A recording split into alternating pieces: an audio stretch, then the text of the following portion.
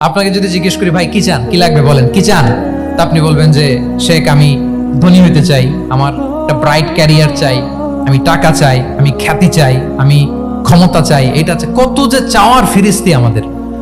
আপনি একটু একটা ক্যান্সার হসপিটালে জানতো, ক্যান্সারের 3rd স্টেজে চলে আসছে, ধুকে ধুকে লাস্ট স্টেজে চলে আসছে। আপনার তো অনেক কিছু চাই, আপনি ওকে একটু জিজ্ঞেস করেন যে ভাই আপনি কি চান। ও টাকা চায় না? ক্যান্সারের রোগী টাকা চাবে, খ্যাতি চাবে, ব্রাইট ক্যারিয়ার চায়। সে কি চায় বলেন তো একটু? সে একটু বাঁচতে চায়। যে ভাই তুমি কি চাও, বলবে আমি কিছু চাই না, একটু বাঁচতে চাই। বার্ন ইউনিটে যদি কখনো যাওয়ার সুযোগ হয়, দেখবেন যে চিৎকার করে তারা, এত কষ্ট, এই দহনের কারণে এত কষ্ট, তারা চিৎকার করতে থাকে হসপিটালকে কাঁপিয়ে। আপনি ওকে একটু জিজ্ঞেস করবেন ভাই কি চাও, বলেন তোর চাওয়াটা কি? ও শুধু বাঁচতে চায়, কিন্তু ওই বেঁচে থাকা নিয়ে তো আমাদের কোনো ফিলিংসই নাই। আমরা যে বেঁচে আছি এটা যে শুকরগুজার হওয়ার অনেক বড় একটা কারণ, আমরা এরকম করে ভাবিই না। এজন্য সুপ্রিয় সুধী মণ্ডলী, আমরা যে বেঁচে আছি এজন্য আলহামদুলিল্লাহ। শুধু বেঁচে থাকার কারণে আমরা কি পড়বো? তাহলে গ্রেটফুলনেস। আপনি যদি ইসলামিক লাইফস্টাইলে নিজেকে অভ্যস্ত করতে চান, আপনার যেমনি অপটিমিস্টিক হইতে হবে, এট দ্য সেম টাইম আপনাকে কি হইতে হবে? গ্রেটফুল হইতে হবে। 7 নম্বরে তাওয়াক্কুল। Put your trust on Allah because only He can help you, only He can protect you. And when you put your trust on Allah, you are in a divine shield. আপনি যখন আল্লাহর উপর নিজেকে ন্যস্ত করেন, আপনি একটা ডিভাইন, একটা প্রোটেকশনের ভিতরে থাকেন। বিশ্বাসীরা কি করে? আল্লাহর উপর ভরসা করে। কি করে? কার উপর? তদবিরের উপর, লবিং এর উপর, মামা চাচা। তাহলে আল্লাহর উপর ভরসা হবে। কার উপর? ফাইদা আযামতা ফাতাওয়াক্কাল আলাল্লাহ। আল্লাহর উপর ভরসা করব। এমনকি ঘর থেকে বের হওয়ার সময় রাসূল সাল্লাল্লাহু আলাইহি ওয়াসাল্লাম আমাদেরকে বলেছেন আল্লাহর উপর তাওয়াক্কুল করো। আমরা কি দোয়া পড়ি বলেন তো ঘর থেকে বের হয়ে?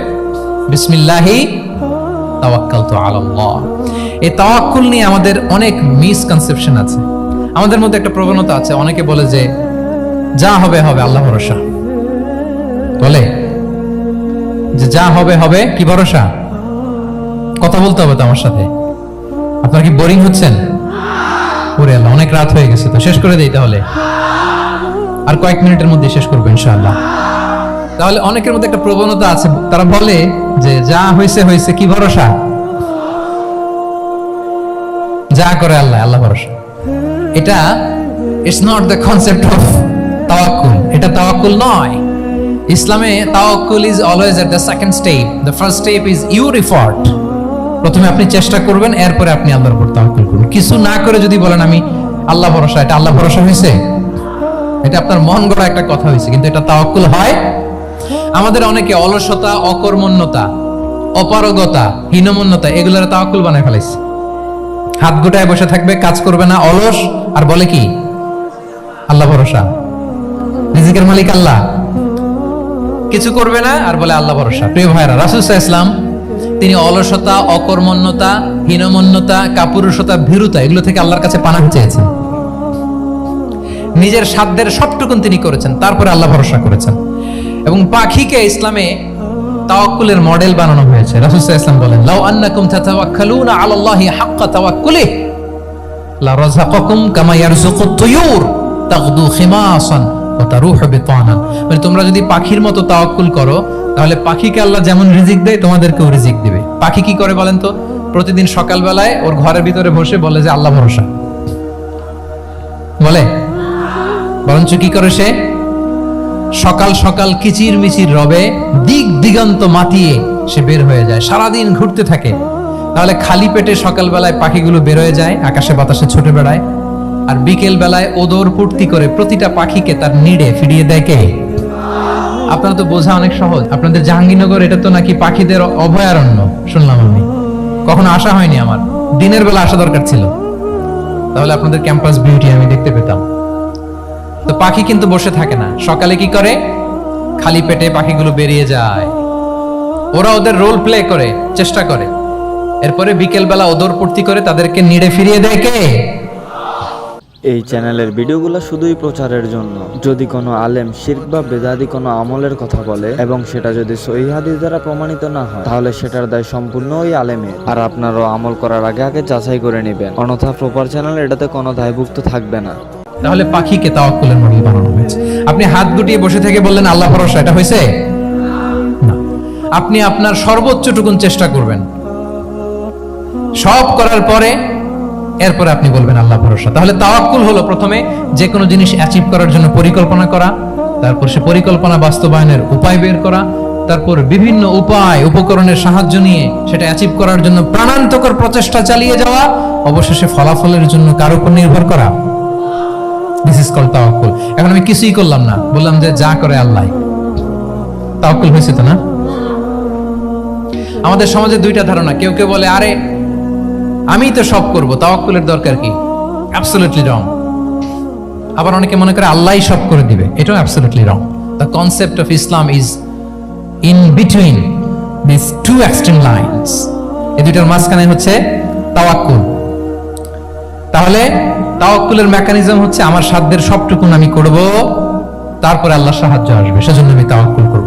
আপনারা মুসা আলাইহিস সালামের ঘটনা জানেন। উনি যখন বনি ইসরাইলকে নিয়ে লোহিত সাগরের সামনে আসলেন, ফেরাউন তার সৈন্য নিয়ে ধাওয়া করলো, আল্লাহ তাআলা সাথে সাথে কি রাস্তা বানাই দিলেন নাকি? সাগরের মাঝখানে না। আল্লাহ বললেন আনিদ্রিব বিআসাকাল বাহর, লাঠি দিয়ে একটা বাড়ি মারো সাগরে। মুসা আলাইহিস সালাম বাড়ি না মারলে তো আল্লাহ রাস্তা বানাতে পারতেন না, না পারতেন না? পারতেন, কিন্তু এটা তাওয়াক্কুলের মেকানিজম নয়। ওনাকে বলেছেন বাড়ি মারো, উনি লাঠি দিয়ে বাড়ি মারলেন, বিশাল রাস্তা হয়ে গেল। মারিয়াম আলাইহিস সালাম যখন ঈসা আলাইহিস সালামকে ডেলিভারি করলেন, ক্লান্ত শ্রান্ত ক্ষুধার্ত, কি খাবেন? আল্লাহ তাআলা বললেন ওয়াহুজ্জি ইলাইকি বিজিযইন নাখলাতি তুসাকিত আলাইকি রুতাবান জানিয়া, মানে মারিয়াম একটু কষ্ট করে উঁচু হয়ে পাশে একটা খেজুর গাছ আছে, ওটা ডাল ধরে টান দাও, টসটসে পাকা খেজুর পড়বে নিচে, ওটা খাও।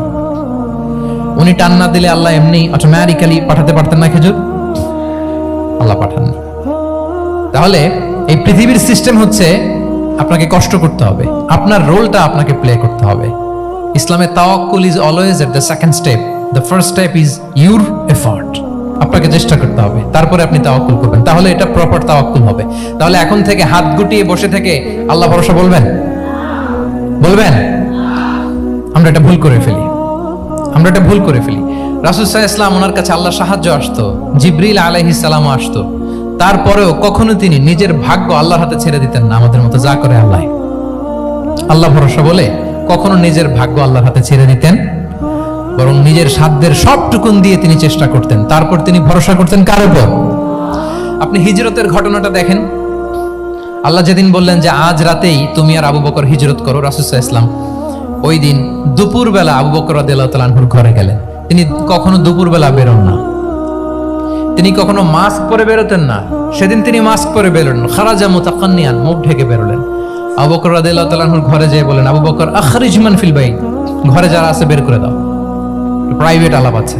আবু বকর রাদিয়াল্লাহু তাআলা আনহু বলেন, ইয়া রাসূলুল্লাহ, আসমা আর আয়েশা একজন তো আপনার পরিবার আর একজন তার বোন, আমরাই তো, বলেন। রাসূল সাল্লাল্লাহু আলাইহি ওয়াসাল্লাম আশ্বস্ত হলেন, বললেন যে আজ রাতেই আমরা হিজরত করব, আজ রাতেই। মক্কা থেকে মদিনা হচ্ছে উত্তর দিকে, কোন দিকে? আপার নর্থ। তিনি মক্কা থেকে মদিনায় হিজরত করবেন উত্তরে, কিন্তু তিনি বের হলেন দক্ষিণ দিক দিয়ে, শত্রুর চোখে ধুলি দেওয়ার জন্য। দেখেন, দিনের বেলা বেরোলেন না, রাতে বেরোলেন। দেখেন, একটার পর একটা প্রিকশন। দুপুরে বেরোলেন, চেহারা ঢেকে বেরোলেন, প্রাইভেসি মেনটেন করলেন। ডেস্টিনেশন এদিকে, বের হলেন এই দিক দিয়ে, সবার চোখের অন্তরালে তিনি বের হলেন।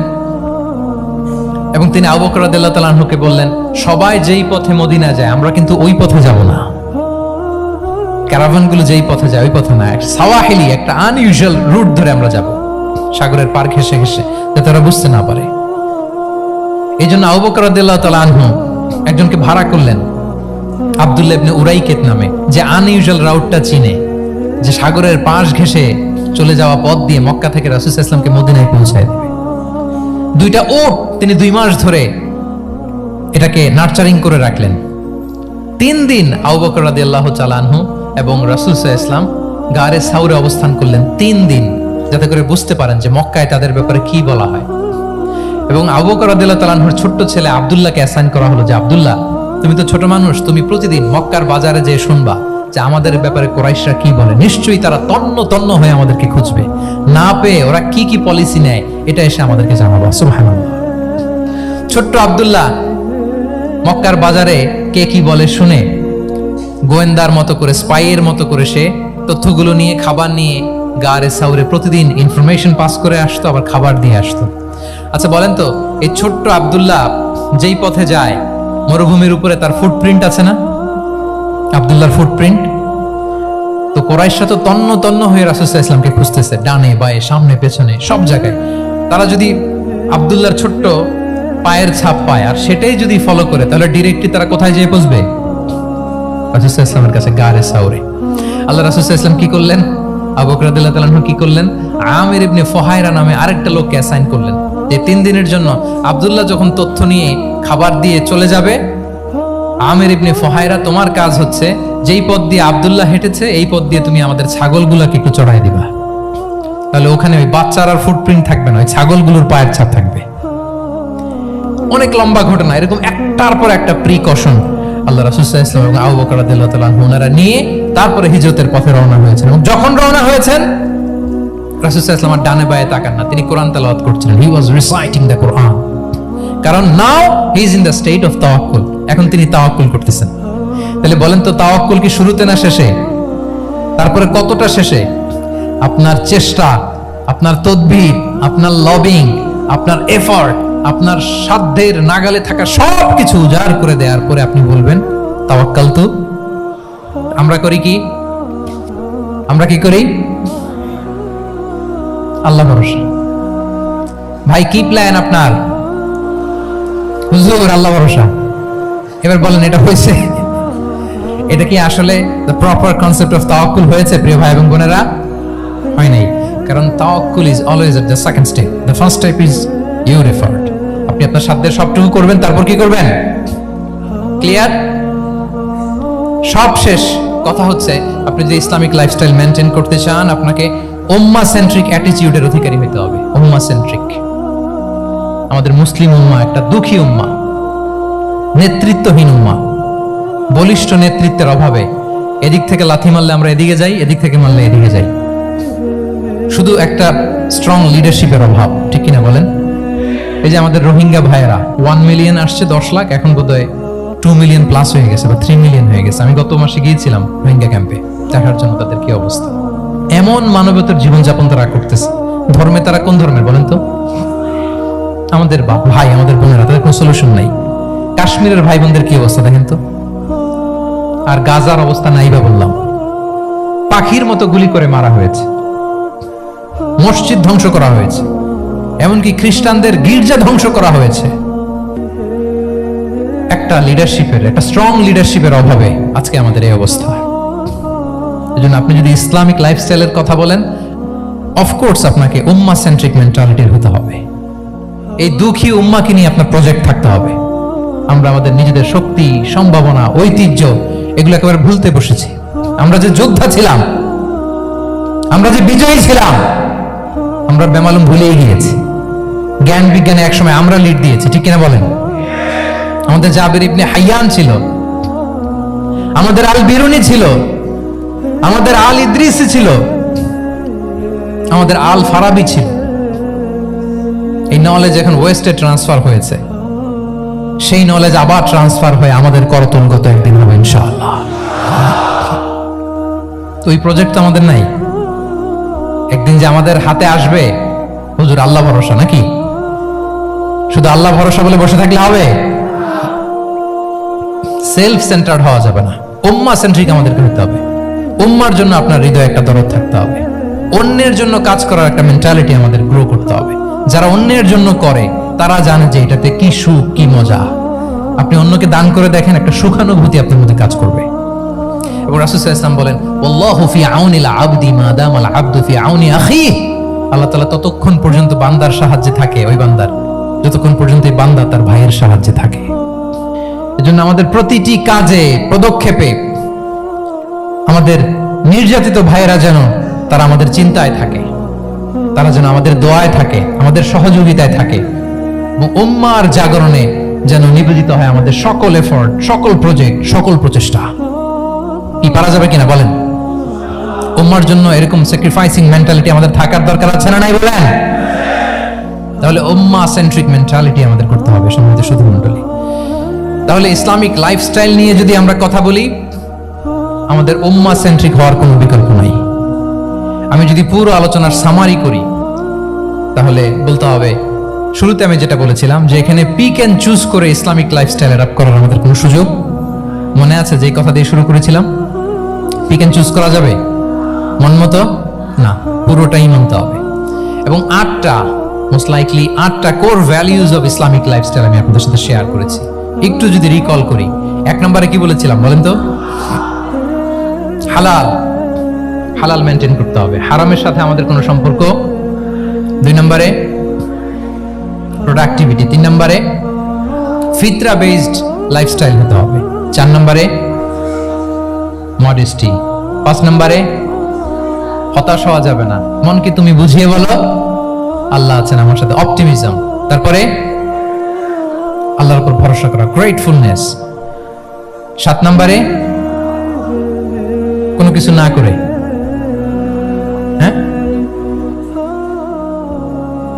সবকিছু করার পরে, মাশাআল্লাহ, অ্যাবসলিউটলি রাইট আনসার। সবকিছু আমার সাধ্যের সবটুকুন করার পরে কি করব? কার উপর তাওয়াক্কুল করব এবং আমরা উম্মাহ সেন্ট্রিক চিন্তা লালন করব, উম্মাহ কেন্দ্রিক। পারা যাবে তো? এই কোর ভ্যালিউজ গুলো যদি আপনি মেনটেন করেন, this would be the Islamic lifestyle. সম্মানিত সুধী, ইসলাম আমাদেরকে যে লাইফস্টাইল প্রেসক্রাইব করেছে, সেই প্রেসক্রাইব লাইফস্টাইলই আমাদেরকে সাবস্ক্রাইব করতে হবে। এর বাইরে মুসলিমের কোনো লাইফস্টাইল থাকতে পারে? এর বাইরে অন্য কোনো লাইফস্টাইল আল্লাহর কাছে গ্রহণযোগ্য হতে পারে? আল্লাহ তাআলা আমাদের সবাইকে কথাগুলো বোঝার ও আমল করার তৌফিক দান করুন। সম্মানিত সুধী মণ্ডলী, আমি আবারও পাঠশালাকে শুকরিয়া জানাই, বিশ্ববিদ্যালয় কর্তৃপক্ষকে শুকরিয়া জানাই, এবং দীর্ঘ 1 ঘন্টারও বেশি সময় ধরে আপনারা যারা এই লম্বা আধুনিক যুগে ইসলামিক লাইফস্টাইল শিরোনামের এই সেমিনারে অংশগ্রহণ করলেন, আপনাদের সবাইকে আবারও প্রাণ ঢালার শুভেচ্ছা এবং অভিনন্দন জানিয়ে আমার আলোচনা এখানেই আমি শেষ করছি। হাদা মা ইনদি ওয়াল ইলমু ইনদাল্লাহি আলাইহি তাওয়াক্কালতু ওয়া ইলাইহি উনীব। আসসালামু আলাইকুম ওয়া রাহমাতুল্লাহি ওয়া বারাকাতুহু। প্রপার চ্যানেলের নির্মিত ভিডিওগুলো যদি আপনাদের কাছে ভালো লাগে তাহলে চ্যানেলটা অবশ্যই সাবস্ক্রাইব করবেন এবং অন্য প্ল্যাটফর্ম থেকে দেখে থাকলে ফলো করে দিবেন। সবাইকে আন্তরিকভাবে ধন্যবাদ ভিডিওগুলো দেখার জন্য।